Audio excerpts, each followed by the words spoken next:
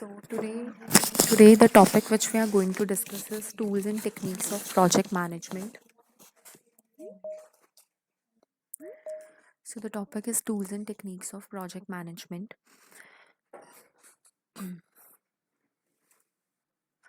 So techniques in project management range from traditional to innovative ones.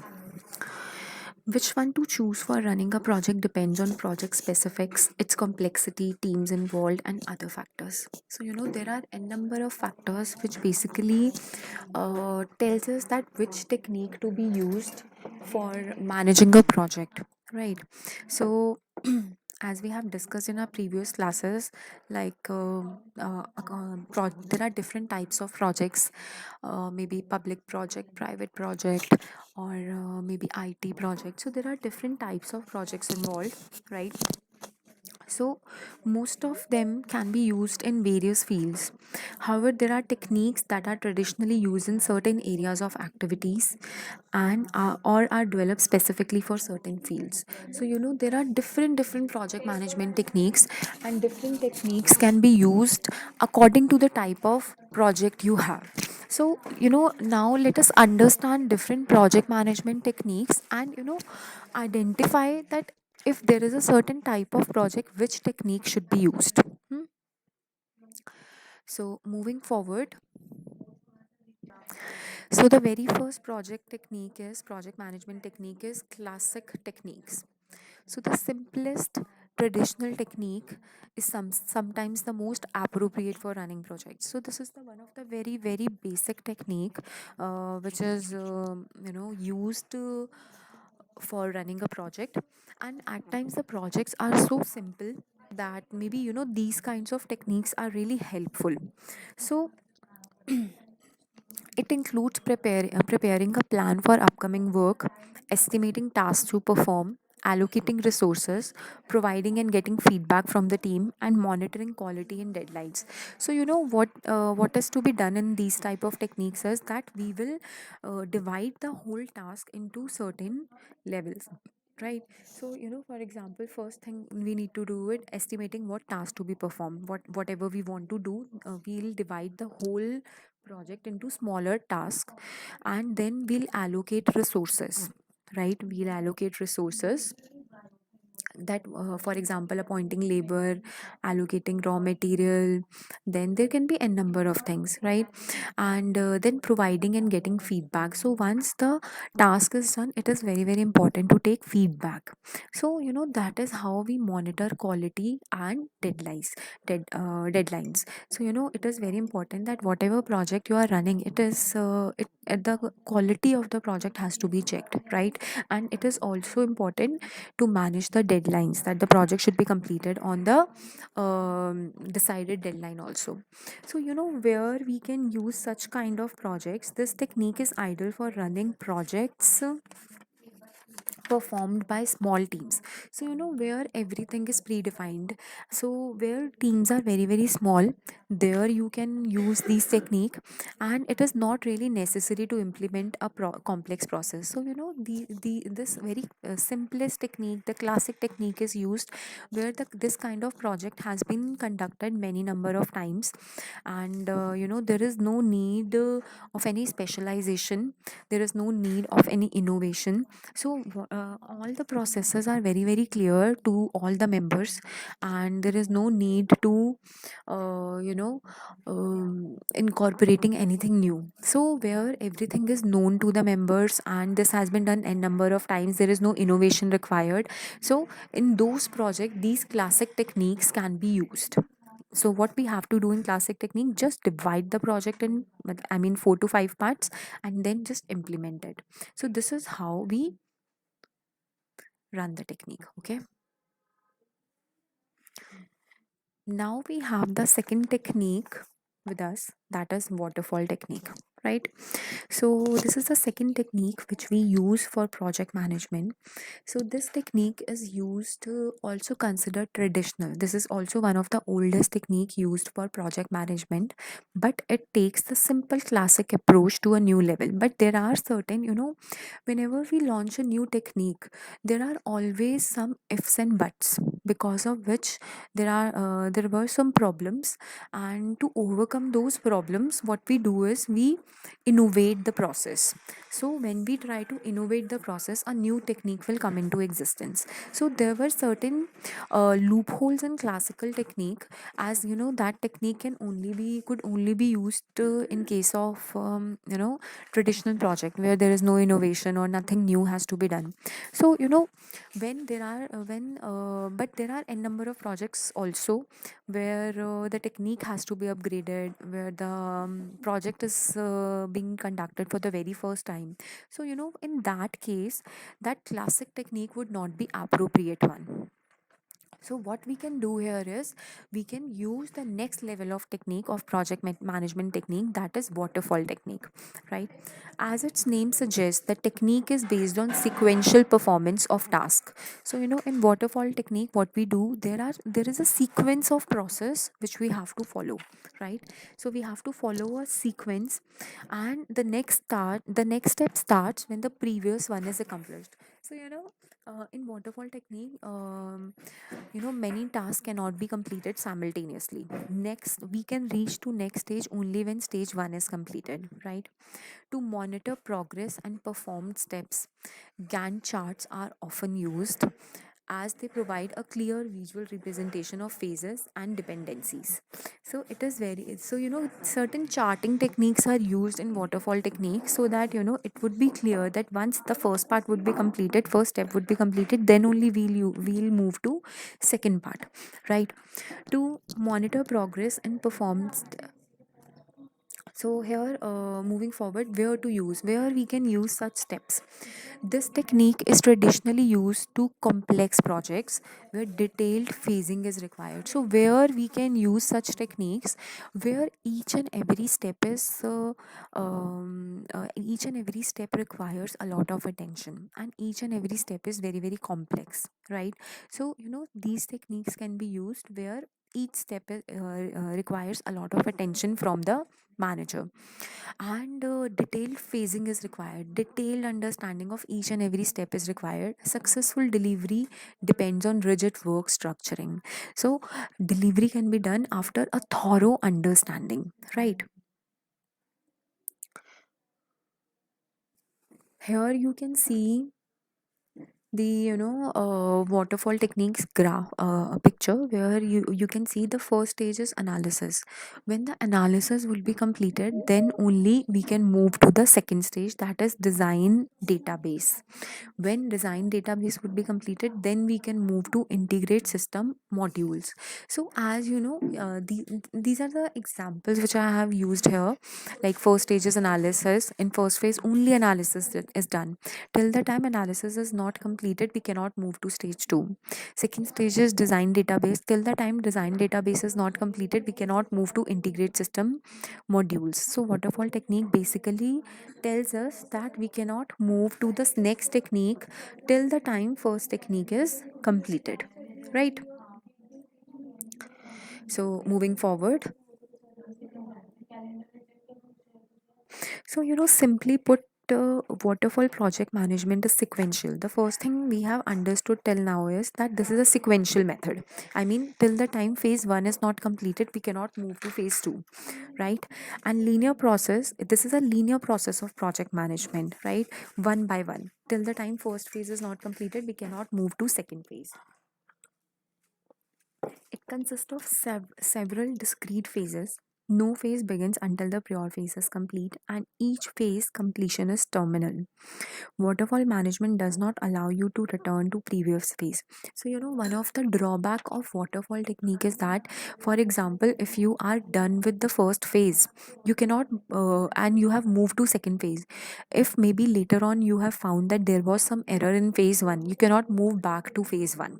Okay, Here you see that the first phase is analysis, second phase is design database, and the third stage is integrate system module. So for example, you are done with analysis phase, and for example, you are now at stage 2, right? And for example, when you have reached stage 2, the design database, and you found that there was some error with analysis, so because you are already done with this stage, you cannot move back to analysis, right? So one of the drawback of waterfall technique is that you cannot move back to the previous phase which you have completed, right? So moving forward, the only way to revisit a phase is to start over at phase 1. For example, if you have found there is some error in analysis stage, or maybe you are at stage 3 for example, and you discovered that at stage 1 there was some error, so you cannot go back to stage 1 and correct the mistake. You have to start all over again. So because of this, what happens, the whole process becomes very very long and troublesome, and because of which, what happens, that the cost may also increase, that there is no point of correcting the mistake which you have committed, so you have to start all over again. So, if waterfall methodology sounds strict, that's because the system's history demanded it.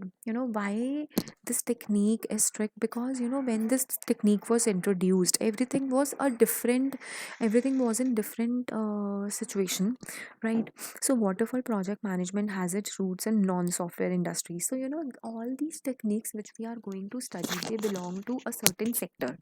Initially, these techniques were introduced in one particular sector, and later on what happened, that other sectors also use these techniques because they fit it, right? So for example, initially this waterfall technique was introduced in non-software industries like manufacturing and construction, where the system arose out of necessity. In these fields, project phases must be sequential. So in certain cases, we they needed a sequential process, right? So you can't put up a drywall if you haven't framed a house.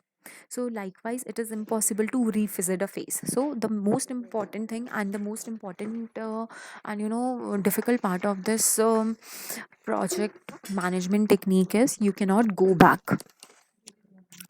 So, as you can imagine, proper planning is a must for waterfall technique. So, it is very important to have very very sound management system. So, in case you are running a project with hit and trial, so this technique is not good for you. So, this technique is not appropriate for hit and trial methods. So, this technique can be used when you have very very detailed planning, you understand the process, and you have done enough of research. When you are at stage 1, you are done with all the research, then only you should move to stage 2. So the project's requirement must be clear upfront. So how you will make a project very very clear with you when you know the goals very very clearly. So it is very important that you must know what is my goal. Your objective should be absolutely clear, right? And everyone involved in a project must be well aware of those requirements. So everyone, whosoever is there in your team, each and every person should know the goal, so that none of them should make an error. So each team member should also understand what their role will be in the project and what the role entails. So everybody should be crystal clear that what they are supposed to do and how they are supposed to do. Till the time they're not clear with their objectives and goals, they may make mistake, and only a single mistake may cause a lot of money and time. Yeah. So all of this information must be thoroughly documented. So it is very important that whatever you are doing in waterfall technique, you should document it very very properly, so that in future if somebody is handling this project, they should be very very clear that what is to be done. So it should be documented and distributed to each and every member, and it is recommended to outline this information as a flowchart. So another feature of waterfall technique is make a flowchart, so that each and every step should be crystal clear to everybody. So making a flowchart is another important feature of waterfall technique. So you may also want to try adding adding different tasks within the members, and team members will refer to documentation you document refer to the documentation you provide throughout the process. So team member will only refer to the documents which you will provide. Maybe you will make a flow chart, like this is to be done first, this is to be done second, third, fourth, fifth. So all the steps you have identified very very clearly, and you will give those documents to each and every team member, so that team member need not have to go for any external party to understand the process. So everything should be properly documented, so that everybody would be on same page, right? So here we have different phases of waterfall technique. Now let us understand what are the phases. The first phase is requirement gathering and documentation. So as I told you that this technique is used for projects which are very very detailed. Each and every information related to the project should be absolutely clear, right? So the first step here is requirement gathering. Whatever is required, it should be very, very clear to everyone, and all the documentation is to be done. So, paperwork, maintaining document is one of the most important feature of these projects. In this stage, you should gather comprehensive information about what this project requires. So the first thing is the goals of the project should be very, very clear. You can gather this information in a variety of ways, from interviews to questionnaires to interactive brainstorming sessions. So, how would you make your information clear, your goal clear, by by brainstorming or by asking questions from the people? So, this is how you make your goals very very clear. By the end of this phase, the project requirement should be clear. So, what is the purpose of requiring requirement gathering and documentation? The purpose is to make the goal very very clear, that your objective should be very clear. You know why waterfall technique focus too much upon crystal clear goals? It is because you cannot go back to stage 1, right? Even if you are at stage 3, and if you later on, if you find that there is some error in stage 1 you have committed in stage 1, you cannot go back and correct the mistake. You have to start all over again. That's why waterfall technique focus too much upon documentation, right? By the end of this phase, the project requirement should be clear, and you should have a requirements document that has been distributed to your team. So all the things should be crystal clear to each and every member of your team. All the members of your team should be crystal clear, so that everybody should be on same page. Goals and objectives of the project should be clear to everyone. Then the second phase of waterfall is system design. Using the established requirements, your team designs the system, right? So here no coding take place during this phase, but the team establish specs such as programming language or hardware requirements. So for example, you are working on an IT project, where what they are going to do is, at second stage, they are going to use the identify the tools on the basis of which you will conduct the project, right? System design is basically, for example, it is an IT project, then you will identify what are the hardware requirements, what are the programming language, and what infrastructure you required. For example, if it is a manufacturing project, then what you will do, you will identify machines, which machines to be used, or maybe what tools will be used. So it depends on the type of project, that what is your system design. In case of IT, you will require IT tools, and in case of production, you will require machinery and tools and techniques, other things. So this is called system design. So the first is gathering information, crystal clear goals and objectives. Second is collecting the infrastructure, assembling the infrastructure, right? Then the third stage is implementation. Now you know your goals, you have collected, you have assembled your infrastructure. Now is implementation. You will start working on it, whether you will start working on machines or your coding tools, or whatever kind of project you are into, right? So third stage is implementation. Fourth stage is testing. Now, because you are implementing, it is very very important that you should do timely testing also. That you cannot do whole production and then check your products. So once you are done with one or two, I mean a certain set of production, you are done with, then you should test it whether it is, up to the mark or not, whether the product matches the standard or not. So this is very very important. Testing is very important, so that you don't have to go to previous stage again, because in waterfall technique, as I told you, that you do not correct your mistake, but you have to go back to stage one. So timely testing is to be done, so that you save your time and money. Then delivery, if the production is done, you have done timely testing, then you can deliver the product. And then maintenance, obviously once you have delivered, it is also very important to give after sales services, that the maintenance feedback that is to be done. So let's discuss the benefits of waterfall project management. The first benefit is keeps training simple. So this methodology could ensure your project success even if there are unanticipated changes in bandwidth, because waterfall project management emphasizes thorough documentation. So the first thing, it focuses upon documentation.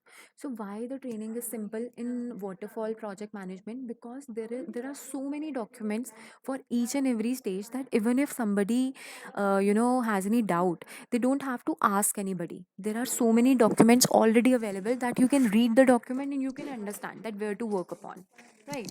So that's why this waterfall project management is very very easy, easy. And training is simple here, so you can easily and seamlessly add new team members to any project. For example, obviously the team members may go at any point of time, and you have to appoint new members. So then also it is not a problem, because even if there are new members in your team, there are documentation, there is a proper documentation done earlier also, there is a file also, and you can just give them the file and they will read it and they will understand what is to be done and how it is to be done. So that's why the training in waterfall management technique, project management technique, is very easy. There is no need to insert what an absent programmer was trying to do, as everything from the project's conception and its to its completion is recorded. So for example, if somebody has left the project in between also, then also the new person don't have to rush a lot, because everything has been documented, that what has been done till now. I mean, what was the objective, what has been done, and where he need to pursue further.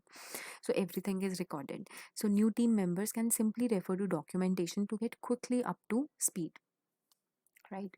So that the proper documentation makes waterfall project management technique very easy to work upon. Then the second is shows progress. So because everything is documented, so whenever you see the document, there are flow charts. If you remember, I have just mentioned that in waterfall technique there are flow charts. We make flow charts. So when the moment you see the flow chart, you will understand that I am at stage 2, I am at stage 3. So the progress of your project would be very very clear to you, that where you are right now and where you have to go, right? So the schedules are absolutely clear, and all the phases are in detailed, written in the flowchart, that you are at stage 2 at point 3, and you have to move 4 more stages, and then you will complete the project, and so on. So because of proper flowchart techniques, the project shows clear progress, right? The next is makes the project easy to manage. These benefits combined with linear nature of the system makes waterfall project easy to manage. Because of the sequential system, you will know where the project is at any time, and if that's where it should be. So you know that the project is at this stage 3, and you will also know that at this point of time maybe project should have been at stage 4. So you also know the discrepancy, right? So when you know the discrepancy, you know that you need to speed up your efforts. So when because of proper documentation and flowcharts, you will get to know that where you are and where you should be. So you can understand the deviation and work upon it. You can take corrective actions, so that your project will get completed on time and within the set standards. It saves times and money, because everything is documented. You know where to go, what is to be done. So everything is so clear, so crystal clear, that it saves time and money, right? You cannot apply this technique in each and every situation, right? You have to identify projects that maybe in this project waterfall technique would be best suited.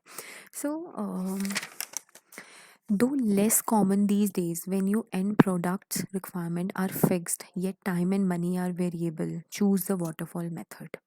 So when this technique can be used, when your end products requirements are fixed, you know what is to be done, what do you want, your objectives are very very clear, but time and money are variable, maybe time or money is changing, so choose waterfall technique. I like to imagine a scientist doing research for a big company through trial and error. He likely restart his whole process many times at different stages to get the coveted final result. So, for example, a scientist is working on something. He knows what is to be attained at the end of the research, right? He knows the end result, but there is no foundation about time and money. He can work with hit and trial method. Maybe when he has reached level 4, he may find that no, there is some problem, then he can go back to stage 1. So in these kind of researchers, waterfall technique can be used, yeah, right, where mistakes are allowed, where you can go back to stage 1. Through waterfall project management, this behavior is anticipated and even preferred, because waterfall model basically allows you to commit errors as many times as you feel, because they are not focused upon time, or they are not focused upon money, but they want the goal, right? So this enables members to adjust and rethink. So rethinking is allowed in waterfall technique, and they can use time over and again, right? So this is the situation where you can apply waterfall technique.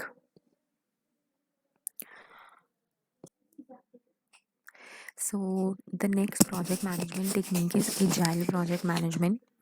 So what is agile project management? Agile project management method is a set of principles based upon value centered approach, right? So it is a value centered approach. Is it prescribes dividing project work into short sprints. So what we do in agile method, we divide the project into small parts, and those small parts are called sprints. Okay, using adaptive planning and continual improvement. So the major feature of agile project management technique is adaptive planning. Adaptive planning, there are two terms, planning and adaptive planning. So what is adaptive planning? Adaptive planning is we are not planning only on the basis of our past experiences, but we are also focusing upon what are the future current situation, present situations in the market. So we plan according to the current situation, whatever the market situation is right now, whatever new technologies are available right now, we adapt all those technologies, methods, or whatever is there in the market. We incorporate all those present situations also in our planning and continual improvement. So our major focus is upon continual improvement. Why these two terms are altogether used? Because we adapt whatsoever is available in the market, and that is how we are continually improving ourselves. Yes. And fostering teams, self organization and collaboration targeted to producing maximum value. So this is how we try to foster our teams, right? By helping them to adapt what is new and what is available in the market, and we collaborate, so that whatever project we are working upon, all these projects should be as per the market standards, current market standards, right? So agile frameworks include such techniques as Scrum, Kanban, DSDM. I mean, these techniques are basically softwares which we use for agile project management, right? So where we use such kind of technique, agile is used in software development projects that involve frequent iterations. So we use this technique where continuously we have to make changes, right? And continuous changes as well as continuous improvement is required and are performed by small and highly collaborative teams. So then another thing is that such kind of project can be used only by smaller teams, because if there are so many people, making each and everyone understand the new concept would become very very difficult. So such kind of projects are usually followed by small team and who are highly collaborative, who work in very tight nets with each other, so that they can adapt changes very very soon. They must not take time to adapt anything new. So, moving forward, Agile is a project management methodology that uses short development cycles called sprints to focus on continuous improvement in the development of a product or service. So, for example, first sprint is planning, second is do, third is feedback, and fourth is improve. And once you improve, again you go back to planning, again you do, again taking feedback. I mean, every time you take feedback from the previous one, you improve something, and when you make the plan next time, it would be, an improved plan. So, Agile is a project management methodology that uses short development cycles, as I discussed with you. Although incremental software development methods go as far back in 1957, such kind of methods were used since 1957, and since then we are using such methods. And I hope the basic fundamental concept of agile project management is clear, that the one such kind of projects are run in very very small teams who are highly adaptive in nature, and the whole task is divided into smaller tasks, and for each task they are very adaptive. Yeah. So now let's move forward with the principles of agile project management technique. So the first principle is customer satisfaction is always the highest priority and is achieved through rapid and continuous delivery. So the basic fundamental principle behind agile project management is customer satisfaction. The customer should be highly satisfied. So but within all the sprints which they create, sprint is basically smaller task. So they take feedback from customers every time, so that it should not happen that once you complete, usually what happens is when you make a product, or you do anything, once the project is completed, then only you provide that product to the customer, and then you take feedback. But here in agile, what we do is we majorly focus upon customer satisfaction, that customers should be highly satisfied. So at each stage, customers are customers needs are asked, that whether they are happy with this kind of project or not, and then they move to next part, right? Then next is changing environments are embraced at any stage of the process to provide the customer with a competitive advantage. So again, the same principle which I have discussed with you, that these kind of projects are used where a new technology is used, anything new is done. So here adaptive planning is used. So whatever new is there in the market, they follow that. So that's why they have a competitive advantage.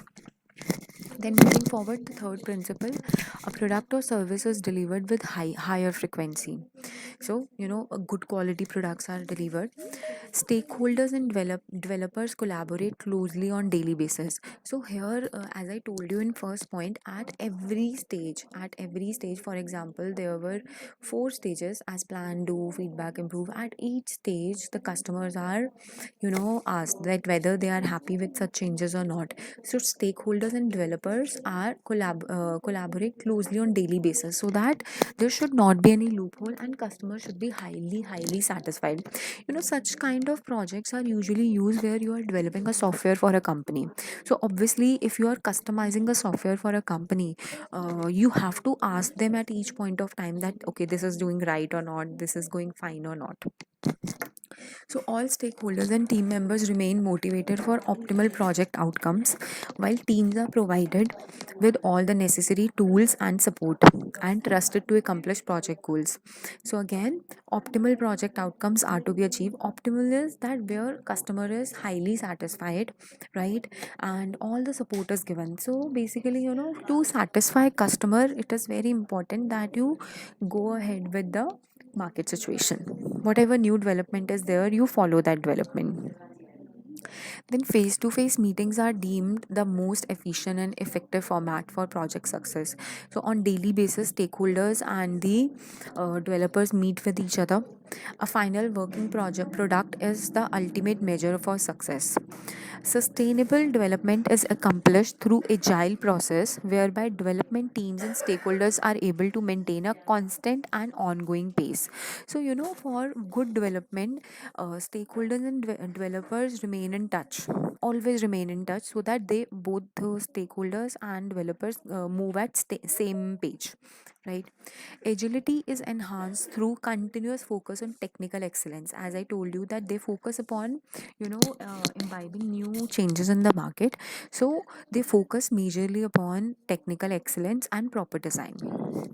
Simplicity is an essential element. Self organizing teams are most likely to develop the best architectures and design and to meet requirements. So, these teams are self organized, right? Nobody is giving order to anybody. They are self organized team and they work as a team, right? Then regular intervals are used by teams to improve efficiency through fine tuning behavior. So regularly, if at any point the team members think that no, we have to improve this part of our working or that, anything like that, so they are very open to improvements and changes. So these are the basic principles of agile project management technique. So let's move forward with benefits. Let's understand the benefits of project management, agile project management. More rapid deployment of solutions.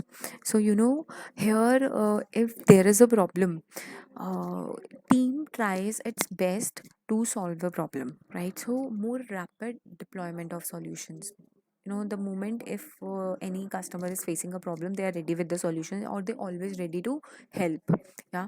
Reduce waste through minimizing the minimization of resources. So here it is the team tries to minimize the resources, because as I told you, the team is very small. So obviously you are not employing people for the sake of employing. You just need a very small number of people who can handle the project. Increase flexibility and adaptability to change. As these kind of projects are used for the by the projects for the projects which need high technology. So these projects are very flexible and very adaptable also. They accept changes, whatever is there, right? They are not reluctant to change.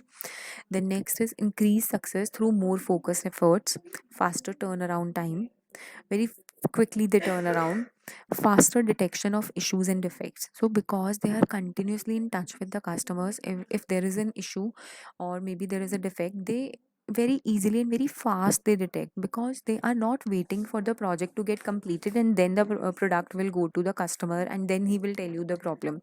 But he will just have a conversation with the customer or the stakeholder, in while producing the project. So any issue or defect can be identified at a very early stage, and it can save time and resources also. And then optimized development process.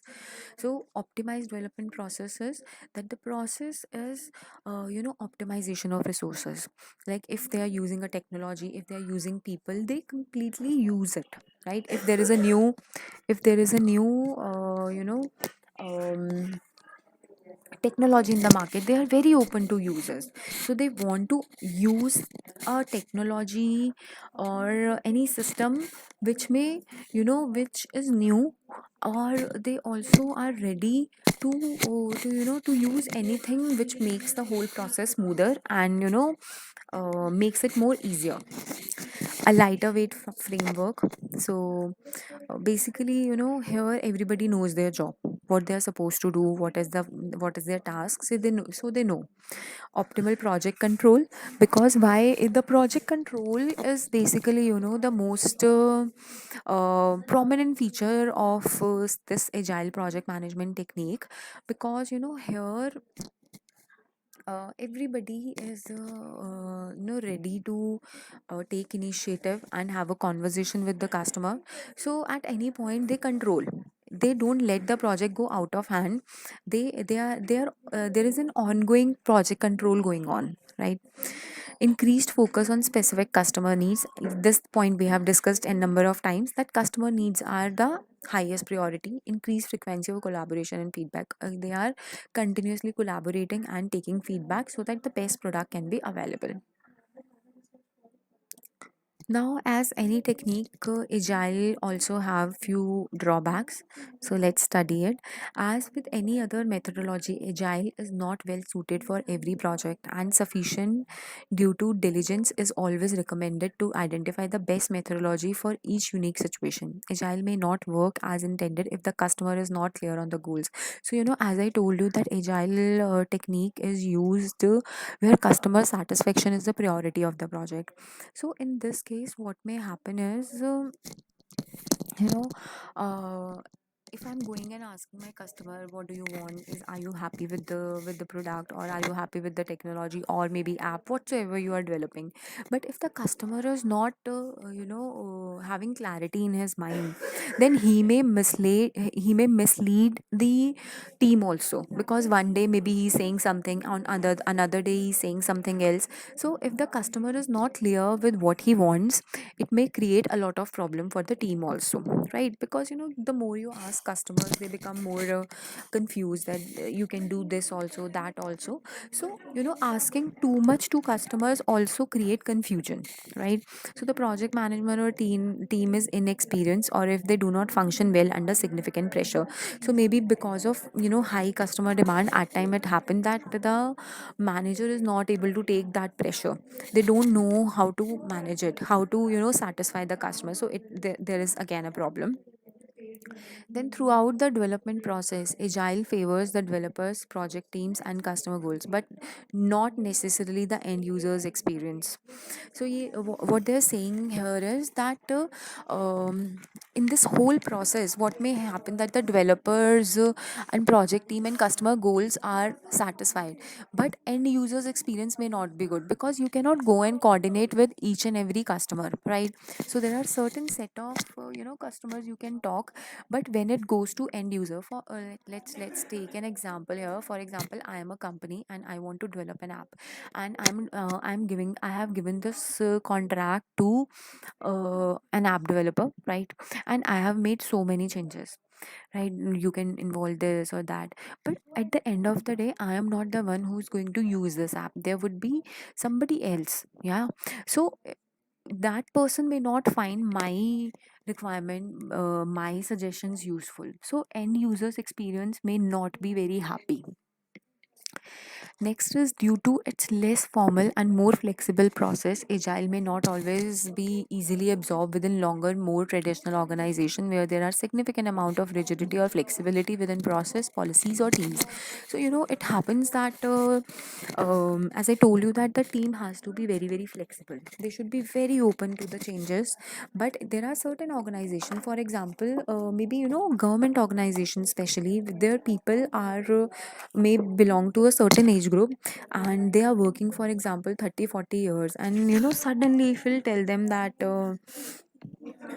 you know um, we tell them that use this technology, they may not be very happy with it, right? So such a technique, agile technique, can only be used where people are more receptive, yeah. So it may also face problems being used with customers who similarly have rigid process or operating methods. So at times customers, you are trying to adopt newest technology, but the kind of audience for whom you are adopting these technology are not very tech friendly. Yeah. So for example, phones. Yeah. When mobile phones initially launched, so many people were not very ready with these kind of technologies. So your audience should be very very ready with the kind of technology you are using.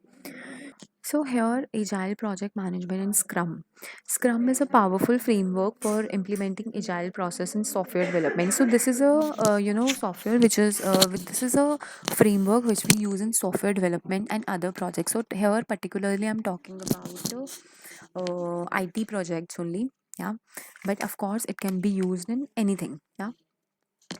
So, the highly adaptive framework utilizes short iterations of work called sprints. So, there are small sprints, as I discussed with you. They daily have meetings. They talk to each other about what to be done, how to be done, and there are three key roles within Scrums. So, Scrum Master, product owner, and Scrum team member. So there are three type of ingredients roles. So Scrum Master, product owner, and Scrum team member. So the product owner creates and prioritize a product backlog, what to be done. So product owner basically tells you that what is to be done. Then teams select items from the backlog and determine how to complete the job. So product owner will decide what to be done, and team decide how to be done. Yeah. So work must be completed within a sprint. Sprint is basically the time duration, like in how much in how many weeks this should be completed. Then the scrum master meets with teams briefly each day to get progress updates. So scrum master will every day meet the team to know that how much has been completed, how much job has been completed. Sprint reviews are conducted at the end of each sprint. So reviews, I mean feedback is taken, and the process starts again until all work or backlog is complete. So till the time the final product is not completed, the whole process will repeat itself again and again. So I'll just again brief you this process of scrum, that there are three main people in this. The first is scrum master, second is product owner, and the third one is scrum team member. Owner will basically decide work to be done, what is to be done. Team member will decide how to done, and the third one, scrum master, what he will do, he will take feedback, how much you have completed. And when the whole process will be completed, the same task will be repeated again and again till the time the final product is not accomplished. Yes. So now let us understand what are the problems um, while we use agile technique. So the first is company structure or culture. So as I told you, this technique is highly useful in case where people want to launch a product which is very new, very innovative. But at times, company structure or culture is not as such that they adopt a technology very soon. As I gave you an example, that government offices specifically, because if I give you an example, banks. When banks were becoming computerized, people were so not happy with it that they thought that it would become very difficult for them to work on computers. There were so many strikes that no, we don't want to work on computers. But they didn't know that when they use computers, the task will become much simpler. So it may happen in organizations who are not very open to changes. So if the company structure or culture is like that, where people are not very happy with changes, it may happen. Yeah. Then second is unclear understanding. So obviously, if your goal is not clear, you do not understand the technology well, you are not very open to the new kind of products, or the new product line, then obviously anything would become difficult for you. Then the third is testing cycle. This is a very very important point. At each sprint, we have talked about sprints, that the whole task is divided into sprints, smaller task. Yes. So if the task, that sprint is rushed, that if they have to complete a project on a deadline and they rush the sprint, and they do not do the whole process properly, then the end result may trouble them, right? So at each stage, it is very important that the team member must be very very clear what they are doing. They must be satisfied that whatever they have done, the customer is highly satisfied with it. Yes. So there should not be any rush when they are testing it. So why I'm using this term, because such kind of projects are usually used when a new kind of technology or something new is getting launched. So testing has to be done very very carefully. Then limited agile skills, of course everybody is not very very you know open with the technology, open with the changes. So agile skills have to be developed, that whatever the changes there in the market, the team should be able to adapt it. So that mindset skill set should be there. right? Okay, so we are starting with third tool of project management, that is rational unified process. Okay, so rational unified process is a framework designed for software engineering. Okay, so basically, this method is normally used for software engineering, but yes, working on similar terms, you can apply this tool to any form of project, right? So it provides a disciplined approach to assigning tasks and responsibilities within a development organization. So this method can be used for any kind of project whatsoever, but of course you have to understand what are the guidelines and framework under which rational unified process works. So its goal is to ensure the production of high quality software that meets the needs of end users. So we can say that this method is majorly used in cases where the end users needs are really observed. Okay, so the end users customers needs are really taken into consideration, and within a predictable schedule and budget. So the budget and schedule should be fixed, that how much time should be taken to complete the project, and the budget standard should be completed. Yeah. So next is the rational unified process is a process product developed and maintained by rational software. So basically this method of working was introduced by rational software, so that's why we call it rational unified process. But of course this method can be used for any kind of project management, and the basic guideline behind this process, this tool is to consider customers needs. The development team for the rational unified process are working closely with customers. So the major thing about this process is this technique is working closely with customers and rational's product groups as well as national's consultant organization to ensure that the process is continuously updated. So here the term continuously updated is very very important, that at every stage again they will take a feedback from the customer and update when and where it is required, and improved upon to reflect recent experiences and evolving and proven best practices. So another very important concern of this management tool is using best practices. So whatever the best practices are available in the market, they use all these practices, right? So, next is effective deployment of six practices. What six practices basically are used in rational unified process? So, the first best practice which they use is first is develop software iteratively. So, what does it mean? Developing a software iteratively. So, given today's sophisticated software system, it is not possible to sequentially first define the entire problem, design the entire solution, build the software, and then test the product at the end. So, uh, it is not possible that once you think everything pre-planned, everything cannot be pre-planned in the current situation, because customers need keep on changing every day. So it is very important that you consider the requirement of the market. So it is not possible to pre-plan everything, so an iterative approach is required that allows an increasing understanding of the problem. So it is very important that you understand what is the problem of the customer, where they are facing an issue and where they have to work upon. So, yes. So, and incrementally grow an effective solution over multiple iterations. So, they do multiple iterations. Iterations are basically when they, change as per the requirement of the customer. So, they do multiple iterations so that, customers can be happy and satisfied.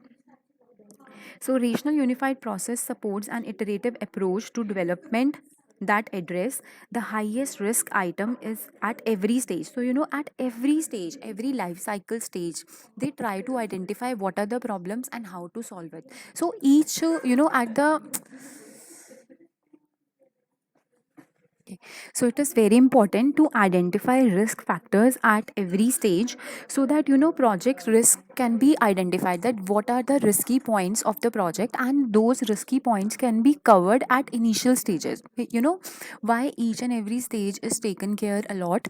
Because if I move to third stage or fourth stage, then I find that there may be a problem at first stage, then it will waste my time and money. So it is in this process, in this management tool, it is taken care well that at each stage risk should be taken care of. Right.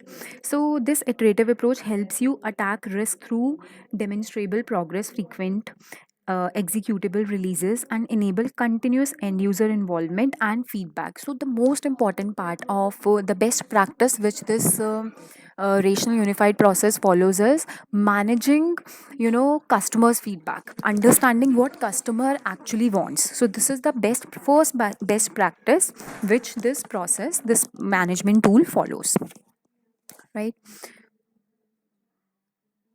So the second is manage requirements.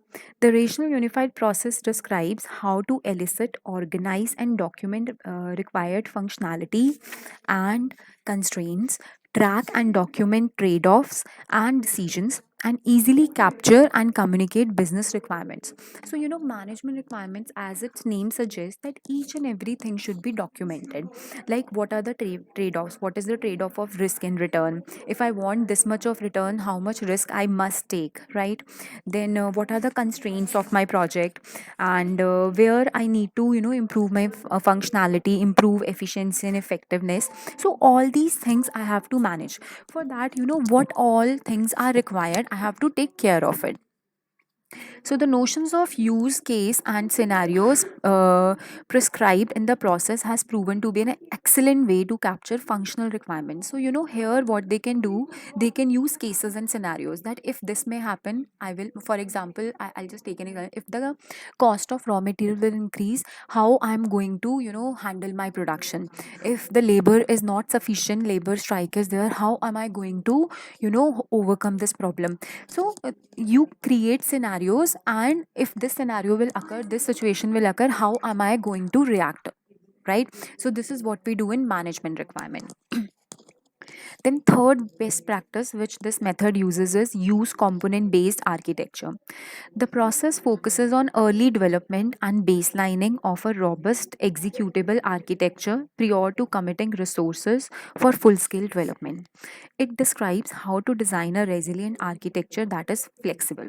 So here what has been focused, what they are focusing upon is that create a system which is flexible. You cannot be rigid to a particular system which you have used. For example, I'll just take a very very simple example. For example, method of depreciation, right? So what kind of method of depreciation you are using? Maybe straight line method, maybe diminishing method. So your method should not be so rigid that you cannot change them later on. So you should be able to change it later on. So use component based architecture means whenever you feel that this thing should be changed, you should be able to change it. Similarly, if for example we are working on a software, if you feel that the software need to be updated or customized as per the requirement of the customer, you should be able to customize this, right? So your project should be flexible, so that so that customers requirements can be altered, right? Then there is visually model software. So the process shows this fourth point, visually model software. The process shows you how to visually model software to capture the structure and behavior of architecture and components. This allows you to hide the detail and write code using graphical building blocks. So basically, if I tell you in very very simple language, usually models software is that how your product is going to look. You should know that this is my product should look like. For example, you are producing mobile phones, right? So you should know by while designing that this is how my product is going to look. So visually model software is how my product is going to look, and verify software quality is checking the quality of the product. And these 2 points, how it is going to look like, and how what would be the extent of quality, these two things really requires customer satisfaction, because nowadays everything should look good, then only customers will be attracted to it. And of course quality comes also. Earlier it used to happen that only quality was the major feature, but now it is not the case. They also looked at how the product is looking, right? Control changes to software whenever you need to change it. Making certain changes should be acceptable. Your software or your product or your service, whatever you are providing, they should be more open to changes. So at any point of time, wherever changes are required, one should be able to change it. Okay. So the next one is phases of iteration. So the first phase of iteration is inception phase. Now, what is inception phase? As its name suggests, iteration stages where you analyze. I'm so sorry. Inception phase is the phase where you identify what is to be done, how it is to be done. So during inception phase, one establishes the business case. So what you do here is, at this stage you establish a business case, right? That what I am going to do, what is going to be the scope of my project.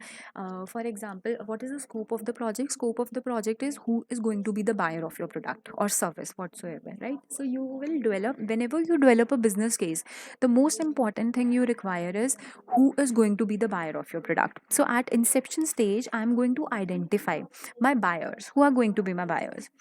To accomplish this, one must identify all external entities with which the system will interact. Like, you maybe, you may not know that this person can also be buyer of my product, but you have to analyze the environment in such a way that you understand, right, who is going to be the buyer of my of my product. So these are the major outcomes of inception phase. The first is a vision document. When thoroughly understand the environment, do you develop a project case, identify the project scope, and with whom you are going to deal with. So these are the major outcomes. So the first outcome is a vision document. What is the vision of your, initially you may not know that this is going to be the vision of my project, but once at inception stage, you understand the environment completely, the vision would be clear, right? A general vision of the core project requirement, key features and main constraints. So a vision will clarify all these things. What are going to be the features of your project, what are the main constraints, project requirement. Then the second one is an initial use case model. So an initial use case model is basically you will develop a model, right? That this is going to be my product, and this much fund would be required, and this much labor would be required, these many people would be required. So basically, what all are the requirements of your project, that can be identified and cleared at the inception phase. Then third point is an initial project glossary. So project glossary is basically, at times it may happen that you are very new to the industry. There may be certain keywords, related to that industry. So you should understand what is the glossary. Like, if you're dealing in particularly, for example, in chemical industry, so there may be certain terms, chemicals, which you may not know initially, but once you have entered into that industry, you should be able to understand it. Then next is an initial business case, which includes business context, success criteria. Success criteria includes revenue projection, market recognition, and so on. I mean, basically, success criteria tells you that what is going to be, your future inputs, future inflows, and what is your market area, is a niche market is there or not, and so on. And financial forecast. A financial forecast again include, payback period, break even point, all these things would be there. Then initial risk assessment is there. Of course, if we when you only talk about return, it is not sufficient. You must also talk about how much risk you are going to take to complete a project. Then a project plan showing phases and iterations. How many phases are there? You have to divide your whole project into smaller parts, right? So, so that you will know that I have completed stage one, stage two, stage three, and so on. Then a business model, if necessary, one or several prototypes. Prototypes is basically, small blueprints, basically. Create blueprints. So once you complete the inception stage, what is the milestone? What you have achieved after completing your inception stage, that is life cycle objectives. You will be very clear about the objectives of your project. Excuse me, ma'am.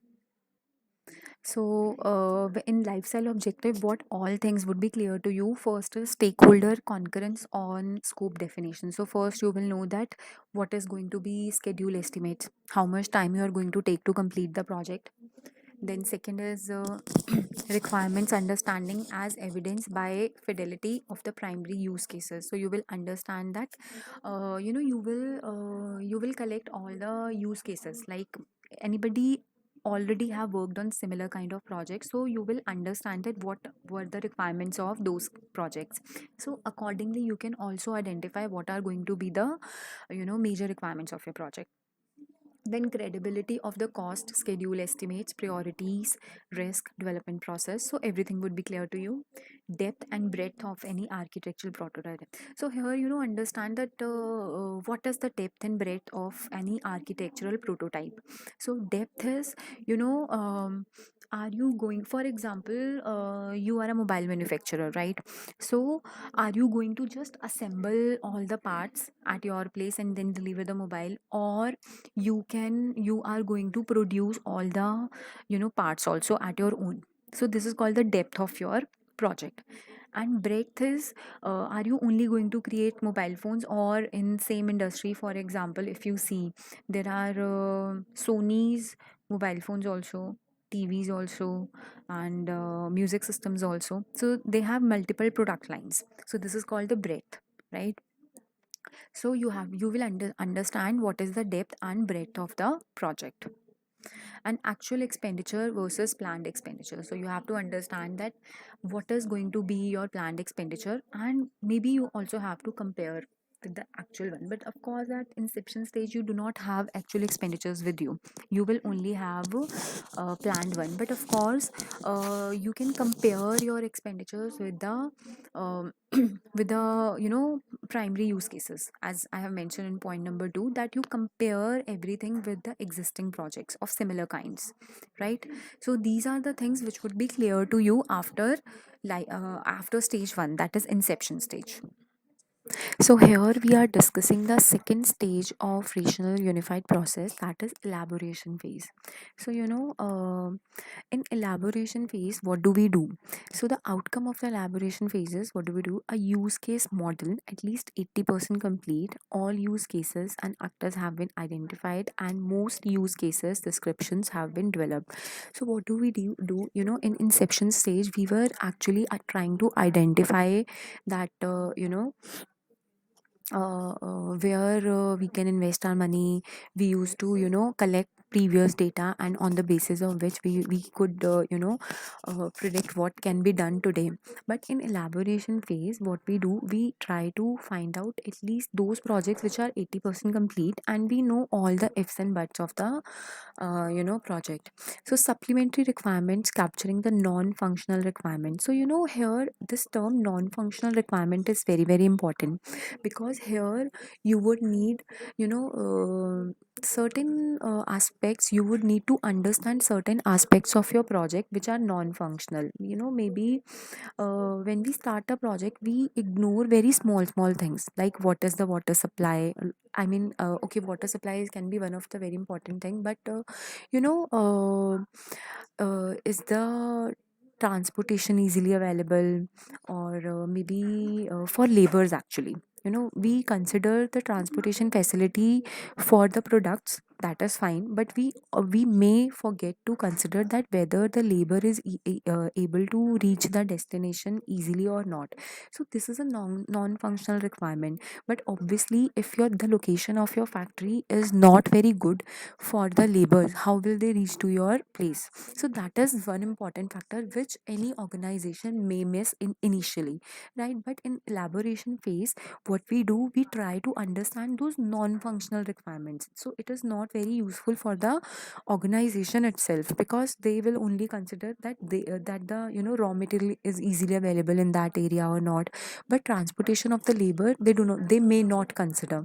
So at this elaboration phase, it is very important to consider these parts also. and any requirements that are not associated with a specific use case. We at this stage they will consider all those areas which may not be considered initially. Then of course there are few more important things like a software architecture description, that how the whole system is going to work, so blueprints will be prepared, right? Because in initial phase, in inception, they were only trying to identify that in what areas they can work, but here blueprints will be prepared, like as you can see, software architecture description would be there, an executable architectural prototype is there, a revised risk list and revised business case. So more, risk areas would be identified, because whenever you start a business, it is very very important to cover all the parts of the business, like we conduct Potter's five forces model. So what that model helps you to do, that model will actually help you to identify that what are the probable potential threats, right? So here revised risk list is identified and a revised business case. So because as its name suggests, this phase is elaboration phase. Whatever you have studied initially in stage 1 at inception, you are going to study each and everything in depth in this stage, right? A development plan for overall project, including the course grained project plan showing iterations. So iterations are very very important. As you can see, we are again and again talking about iterations, because whenever you start a business, it doesn't mean that the moment you have prepared a business plan, there would not be any change in that.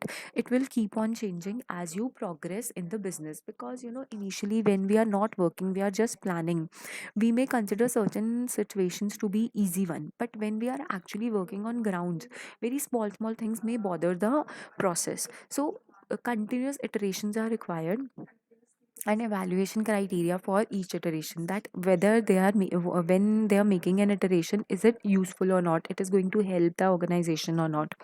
So an updated development case, again they see, initially in inception phase they were talking about business case. Here they are talking about developed case, because business case is something which is very raw in nature, but when we talk about development case, it means thorough investigation has been done, it has been thoroughly investigated and studied. So this is what we are going to do at elaboration phase. So what is the benefit of elaboration phase, what do we understand? So at the end of elaboration phase, when you do all these iterations, all these investigations, thorough investigations. So at first stage they were not thorough, they were very uh, you know superficial. I think superficial is not a right word, but something on which you are just planning, where you have not worked actually, it's not a ground project. But in elaboration you are actually working and you are preparing blueprints, so it becomes more detailed. So as you could see that the milestone achieved in the first stage was objectives, you derived your objectives. But in elaboration phase, what do, you prepare your life cycle architecture. So here, from those objectives what you have prepared the blueprints of your project, that how you are going to do, what are the ifs and buts, how you will overcome all the problems, what are the more risky areas where you need to work upon. So at the end of the second stage of unified process, you are going to understand the blueprint or architecture of your project. So, what we are going to study here? So, life cycle architecture. In life cycle architecture, we will cover these points. Is the vision of the product stable? So, it is very important that whatever vision you are creating, it has to be very very stable.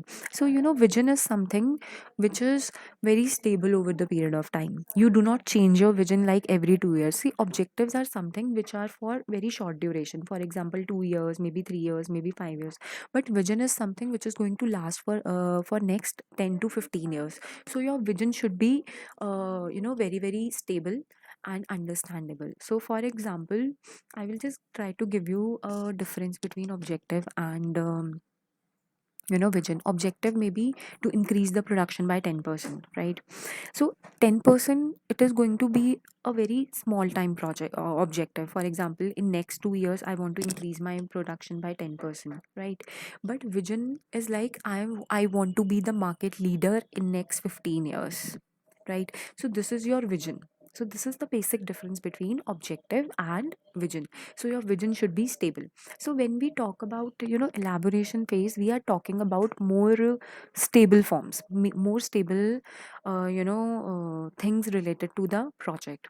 Is the architecture stable? So here, if you see, they are again and again talking about stability, because whatever you have planned in stage 1, it may not be very very stable, because you have not started working actually on grounds. But in second stage, you are actually working on grounds. So it is very important that whatever you are doing at stage 2, it should be stable, because after this, if you change something, it may cost you a lot, right? So the third point here is, does the executable demonstration show that the major risk elements have been addressed and credibly solved? So here they are seeing that whether all the risk areas are covered or not, because initially we may not have seen all the major risk areas, but when you reach second stage, it is very important that you see all the risk areas. Like I have already given you an example, that if the labor easily able to commute to your factory location or not. If they're not able to commute, then your labor turnover would be very very high. And why high turnover would be a problem for you? Because again, you have to train your people on the machine, so it may again cost you, and the efficiency and effectiveness would reduce. So it is very important at stage 2, you cover all the risk areas, and all the risky areas should be solved. Then the third point is the plan for the construction phase sufficiently detailed and accurate? Is it backed up with a credible basis of estimates? So whatever you estimate, for example, you have estimated your inflows in future. What would be your break even point? What would be your ROI? So you have to see that all the estimates you have checked, it should have a solid back, that whatever you have estimated. For example, my break even point is 5 years, right? I'm going to get my money back, payback period is 5 years. So it should not be something very very vague. You must have a proper calculation behind it. The next is, do all stakeholders agree? Now it is very important that whosoever is involved in your business should be very very satisfied, that yes, whatever, they should be very very confident in your project, because if they are not confident, they may always be very very skeptical. So they may draw their investment from your business. So everybody, of course everybody cannot be happy, but then again you will try that you should be able to convince your stakeholders that, of course, if you are able to convince, then it means you are giving proper proofs that, okay, if I'm saying that break even point is 5 years, then I will reach after 5 years. So this is the document, this is the proof on the basis of which I have estimated this. So your stakeholders should be very very happy. Then, is the actual resource expenditure versus planned expenditure acceptable? For example, obviously if you have planned, so your planned expenditure should be something realistic, not just to please your stakeholders or investors. So maybe you have shown that I'm going to invest this much, for example 1 CR, and I'm going to get a return of 30%. So these figures should be realistic, it should not be very very vague just to get funds from the people. So this thing must be taken care of. So moving forward, so the next stage is construction phase. This is the third phase of racial unified process.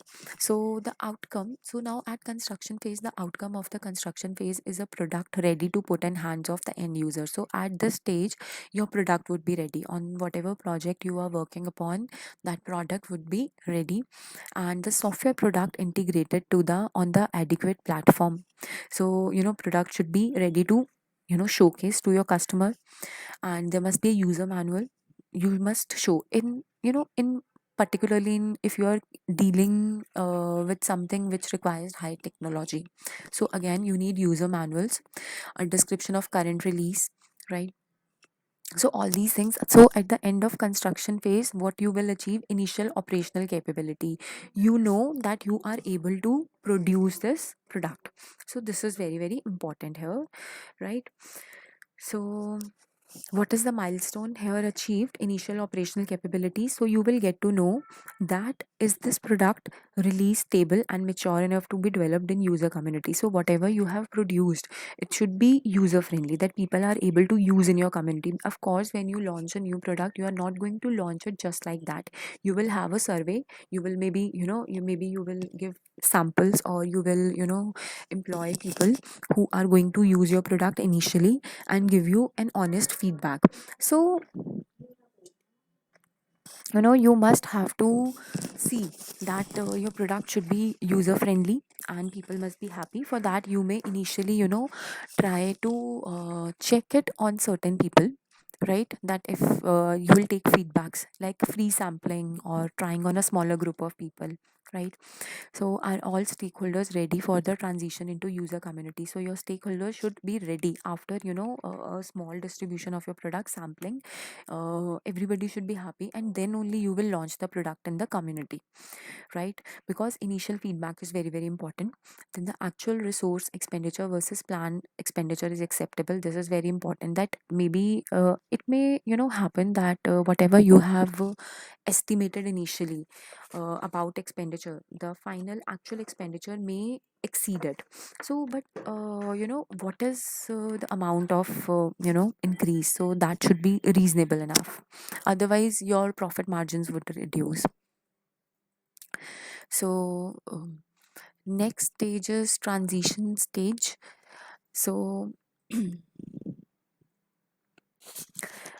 okay, so the next phase is transition phase. So this is the final stage of racial unified process. So the primary objectives of the transition phase include: first, achieving user self supportability. So the this phase first of all helps the final user that they can use the product without any external support, right? So if we are dealing particularly in any software or any high tech product, where a customer may need assistance to understand the concept of the product. So your product should be in such a shape that a user manual or something should be there, so that they can use the product without any external help. Then second is achieving stakeholder concurrence, that deployment baselines are complete and consistent with the evaluation criteria of the vision. So the second step in transition phase says that the stakeholder should be able to achieving stakeholder concurrence. It means stakeholders should be very, very happy with the final product, and deployment baseline that are complete. So product should be delivered to the end user. It should be in hands of the customer, and consistent with the evaluation criteria of the vision. So we have also discussed about vision, that in previous in elaboration phase we have discussed that the vision of the organization should be very, very clear. So whatever you are producing, it should match your vision. For example, your vision is to become market leader in future, so it is very important that your product should match your vision, right? Then next is achieving final product baseline as rapid and cost effectively as practical. So again, if you remember that each and every stage we were comparing actual cost with the standard cost. So at this stage, when you are at the final stage, your product should be under budget. So this phase can range from being very simple to extremely complex depending on the type of product. At this phase, if your product is a very basic consumer product, so transition phase may be very, very easy. You have produced the product and the users are using it. But if you are dealing with certain type of technology products, so this phase may become a bit difficult, because they may need assistance and continuous assistance. So it may depend on the type of the product, that whether this phase is easy or this phase is difficult, right? So moving forward, Yes, so this phase includes beta testing to validate the new system against user expectation. So basically, beta testing is checking whether the customer is happy with the final good or not, right? Then there is, and how would you get to know that the kind of reviews you are getting, right? So accordingly, you will be able to understand that whether customers are happy with the products or not. So if they need any assistance, maybe after sale services are also very important here. Then next is parallel operation with legacy system, that it is replacing. So because you are launching this product because the existing system has become obsolete, right? That is the only time when you need a new technology. So you need to understand that if you are replacing an existing product or technology or anything, so it should overcome all the problems which were there. So that is very very important. Then conversion of operational databases. So whatever problems were there, operating hurdles were there, you should convert them into solutions. Then training of users and maintainers. Then again, it is very very important that if this also comes under after sale services, right? That the user should be trained regularly, if particularly it is something which requires training, after sales services, or maybe continuous checking, upgradation. If your product needs continuous upgradation, then also in very simple cases, if we have a software in our computer, you see that it gets updated at its own, you know so this is called training and maintenance, right? Then roll out the product to the marketing, distribution, and sales team. Now, when the product is absolutely ready to get launched, then you need to discuss with your marketing team, your distribution team, and your sales team that there should be proper marketing of the product. Even if your product is very very good, you have worked very hard. Then also, if you have not worked on its marketing, people are not aware about the benefits of your product, then it is of no use. The distribution should be proper distribution channels, like your product should be easily available in the market. If the after sale services are not easily available, or your distribution centers are not easily available, no matter how good your product is, they are not reachable, right? So then it is a problem. Your sales team should be cooperative, well behaved, because the I would say more mature and more skilled your marketing, distribution, and sales team is, the better the product your the better the performance of the product. Because even if there is a problem, the retailer would get to know the about the problem at first, because retailer is the person with whom customer is dealing at first go. So it is very important that your sales team and everybody should be very very skilled, cooperative, mature, and understandable. So this is what we do in transition phase. Moving forward,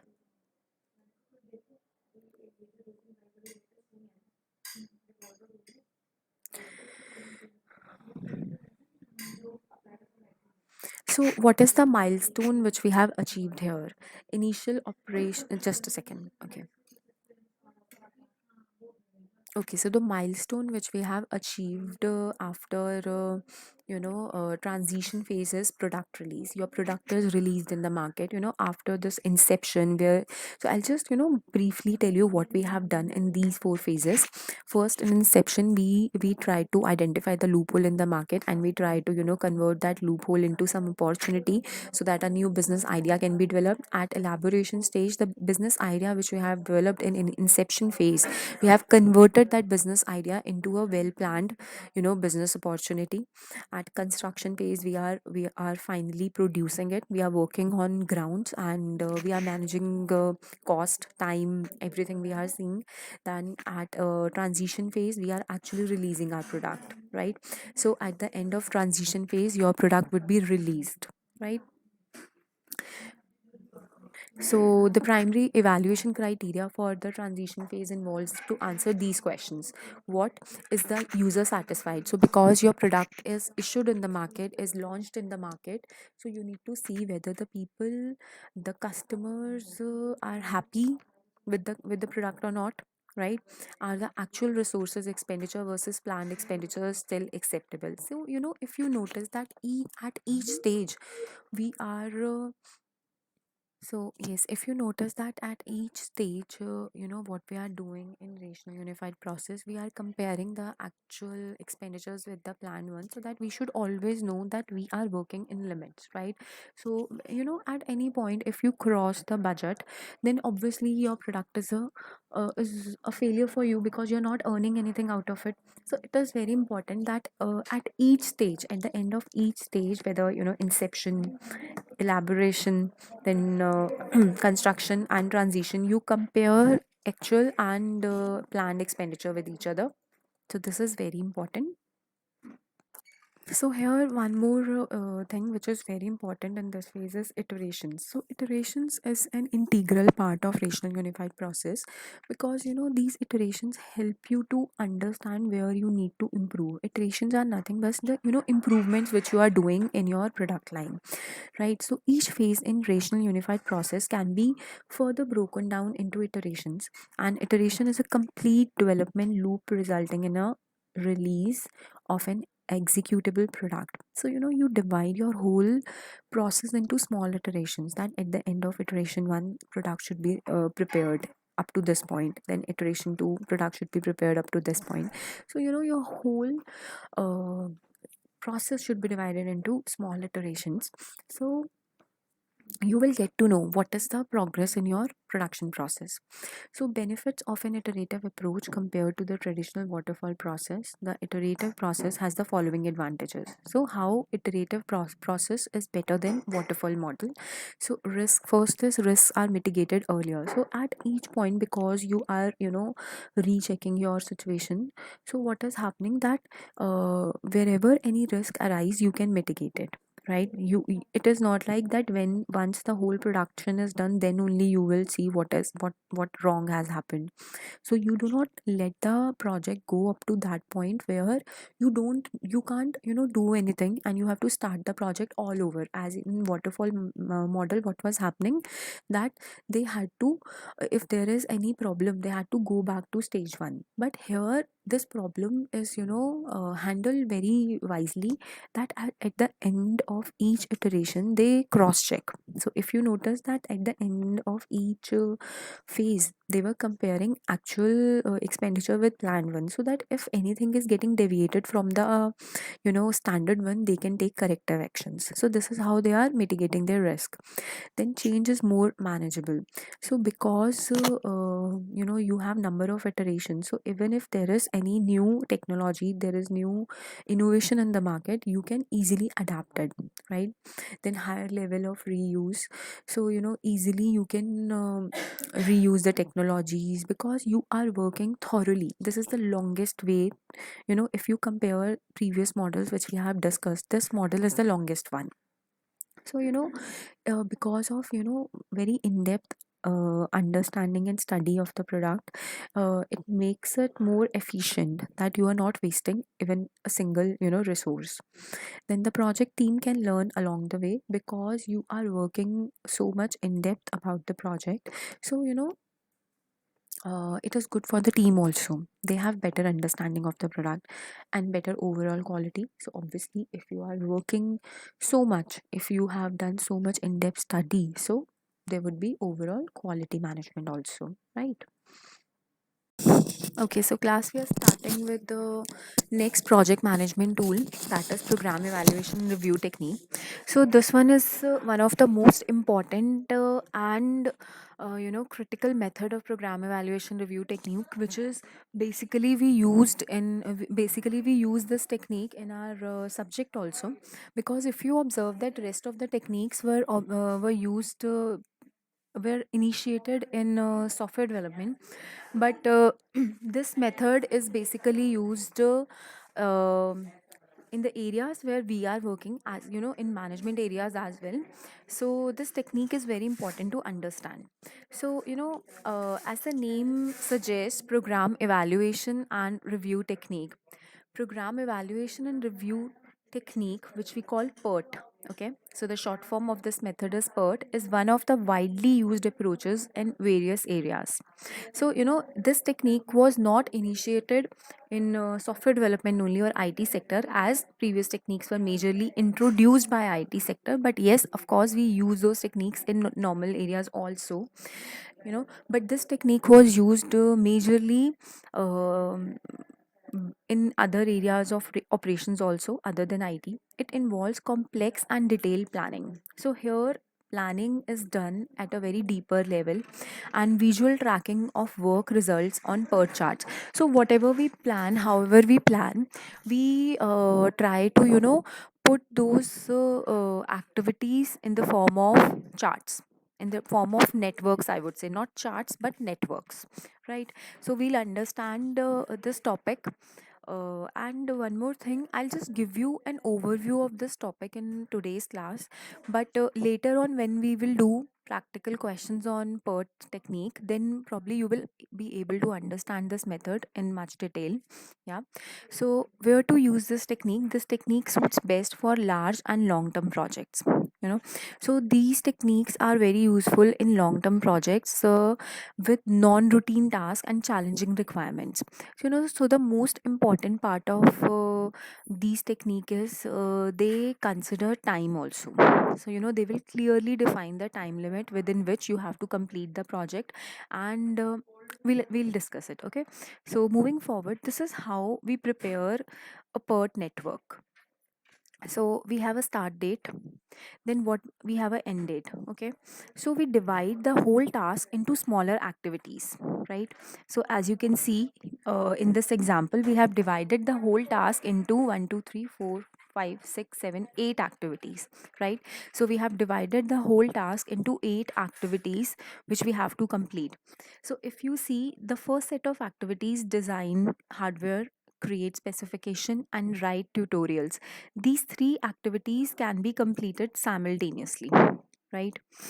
And then simultaneously these three activities can be done, but of course we have to mention the start date, the time period required, and the end date, right? And similarly for all rest of the activities also, you can see that for each activity we have very clearly defined the start date and end date and the time required. So this start date is called the earliest starting time, and this end date is called the latest finish time, right? So we need to see that how early we can start the project, the activity, and how much time in worst case scenario it may take, right? So or we can also say how much delay is also allowed, so that also include an end date. So start date, end date, for each and every activity we identify the time required to complete the activity. So for example, this activity may need 10 weeks. This another one may need, I'll just try it. Okay, give me a second. For example, this will need 10 weeks.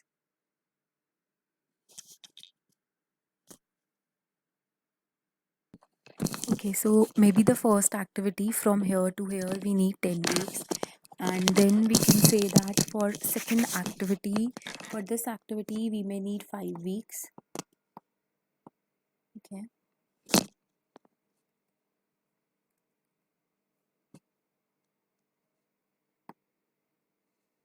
right, it may need 6 weeks.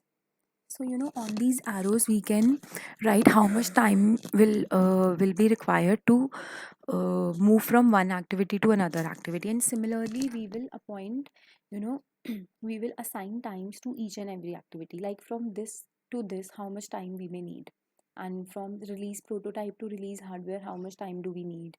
So and you will also see there are this whole chart will show you the interrelationship between two activities. For example, first release prototype would be completed, then test hardware would be done, and then from test hardware we'll move to release hardware, right? So this is how this part will show you how much time would be required to complete the whole project, and how much time each and every activity is taking here, right? So this project basically, this technique basically helps you to identify how much time is there, and it saves time and cost both. So the major focus in this technique is, to understand that how time and cost both can be reduced. So the basic purpose behind PERT evaluation review technique is reduce time and cost both. So there is another very important part of this PERT evaluation review technique, that is called critical path technique, right? So what is the meaning of critical path technique? We'll just understand here. Okay. So now let's move to critical path technique. So critical path technique is also a part of PERT only. We altogether call it PERT CPM, right? But what is CPM? Actually, this technique is an algorithm for scheduling and planning project works that is often used in conjunction with the PERT method discussed above. So this CPM cannot be worked before PERT. So first we have to do PERT. We need to create a network, and out of that network we'll identify the critical path. So this technique involves detecting the longest path. So what does CPM means? PCPM means identifying the longest path to complete an activity, complete the whole project basically. Yeah. So and defining the critical task. So here the most important thing we need to understand is out of all these activities which we have just identified, we need to find which of these activities are critical activities. I'll just tell you what are critical activities. Okay, so for example, as I told you that the start date and end date, right? So um, this is the earliest occurring time and this is the latest occurring time. We call it like that, right? So at times, earliest occurring time is how early we can start the activity, and latest occurring time is how much delay is allowed, right? For example, to complete the whole activity, we need 6 weeks, say for example, right? So if there is some delayed allowed, right? So it means start is 6 and end is 8. It means 2 weeks delay is allowed, right? This is the lag time we are taking. But there may be certain activities where delay is not at all allowed, right? Because these activities are very important to complete on time. So the activities where delays are not allowed are called critical activities, right? So but the activities where earliest start time and latest finish time is different. It means a bit of delays is allowed. There is a lag time available with us. Those activities are not that critical because there are delays which there delays are allowed in such activities. So what we do, for example, there are few activities which are critical out of these 9 activities which I have identified. 8 activities, right? So for example, this design hardware, release prototype, test hardware, and release hardware. These 4 activities are critical activities and there is no delay allowed. But in these activities, 1 or 2 weeks delay is okay, right? So if we combine these activities from start, this like this: design hardware, release prototype, test hardware, release hardware, and end date. Yeah. So this path from here to here, it is called critical path, right? So the next method of project management, which is the last method, is called extreme project management. So extreme project management technique emphasizes elasticity in planning, open approach, and reduction of formalism and deterministic management, right? So deriving from extreme programming methods, it is focused on human factor in project management rather than on formal methods and rigid phases. So what is the difference between rest of the methods which we have discussed till now? If you notice that in all the methods which we have discussed till now, all the methods were focusing on software, on activity planning, on iterations, everything there. None of the methods have actually discussed about the human factor involved in project management. One thing is, they are working on machines and working on software is much easier than working with people, because people's employees behavior may change as per their mood.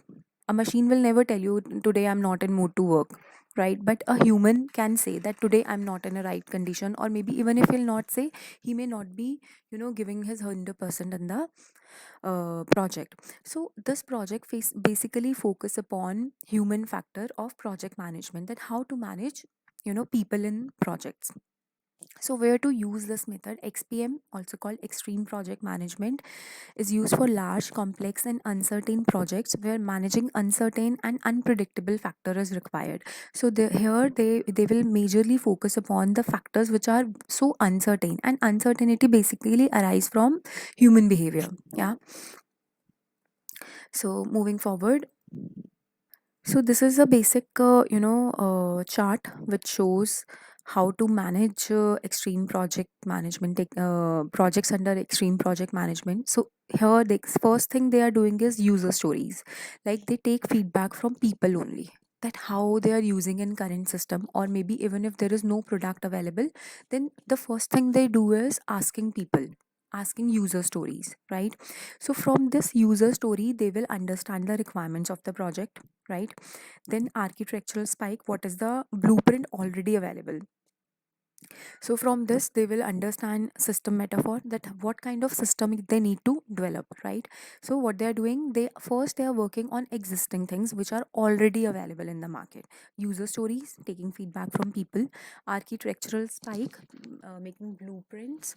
Then next is, from this they will, from architecture only, they will also understand uncertain estimates, because we always learn from our mistakes. So it is very important to understand what are the uncertain things um, arise out of the existing system. So here they create spikes. What were the problems? Spikes basically represent problems here. And from this, when they will actually work upon the existing problems, the thing which will come out is confident estimates, right? And by getting requirements, system metaphor, uncertain estimates, and confident estimates, we will be doing release planning, right? Because you have already worked upon people, you have already worked upon blueprints, you have identified what were the problem areas, you have worked upon it, and finally you will work on release planning. Yeah, when you will work upon the planning part, right, then what you will do, you will reach on iteration phase. So if you have noticed, on all the in all the project management tool, iteration is one of the very important part, because there are several iterations required to make the product customer friendly, right? So maybe when you will reach on iteration phase, you will go from release planning to iteration, and from release planning again you will jump back to new user story project velocity. So maybe when you are iteration phase, whatever customer reviews you have received till date, it may change, because there are new people in the market, people's requirement may change. The project on which you were working, you took as example, maybe it is 10 years back, but today the needs and requirements of the people may change, right? So here you will identify new user story project velocity. So again and again, you will work upon past experience, you will reach to iteration phase, and if you will find a new user story, you will incorporate in your project. Then finally, after iteration phase, you will reach on acceptance test, right? Acceptance test, or there may be small release. And small release, why they are mentioning only small release here? Because before launching the project at large scale, it is very very important that you understand that how small group of people are reacting to your product, right? So you will when you will make a small release, you may identify certain bugs, certain problems, what these small set of people are facing, and you will again go back to iteration phase. So again, when you will remove all those bugs, you can again reach to small release, because you don't know, it depends on the type of your project, that how many small releases you have to do. Yeah, there may be 3 4 small releases as well. So it depends on the type of the project and the requirement of the customers. If you are putting so much of money, you cannot go directly with a very large scale release. So you have to, maybe you have to go through n number of small releases. Once you will identify a bug, you will again go back to iteration, you will make the changes again, you will make a small release. So it may happen 2 or 3, or according to the type of project. It also depends upon the manager's understanding, how clearly the manager is able to understand the need of the hour, right? So this is called extreme project management. Till now we have discussed project management techniques. Now we are discussing project management tools, right? So there are basically I have mentioned 5 project management tools, but of course it may vary according to your project. It may increase, because project management tools are not something which are fixed. It may vary according to the type of project you are handling, but majorly these 5 types of tools are required in all type of projects, right? So the first one we have here is organizing workflow and planning. So this is the basic tool which you need. So what is organizing workflow and planning? Dividing your whole task into smaller activities, so that you can identify how many levels you have in your project and how much time it may require. What is the money required for each phase? What is the time, skill set required? Just say, as we can say that there are job descriptions, and what kind of people you need to hire. Maybe you need skilled labors only for the kind of thing you have decided to do, or maybe semi-skilled may also work. So you have to identify. Organizing workflow and planning is very important, and it is done only prior to accomplishment of the project. So prior actually working on the project on floor, you do all the workflow planning, and identifying requirements, assembling things. So all these things are done at organizing workflow and planning. Then the second phase is communication.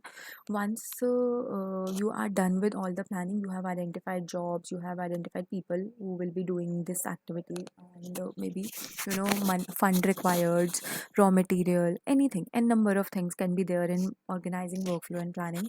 Once you are done with all this, you will move to second tool, that is communication. Now whatever you have planned, it is very important to communicate it to the people who are actually working on the floor. So uh, here you need a very good communicator. Your manager, the person who is going to explain the things, should be a very good communicator. At times, because of bad communication, people are not satisfied, and they think that no, this is not the kind of work they actually want to do. So the communication skills of the manager here are very crucial, very very important here, that he must be able to communicate, right?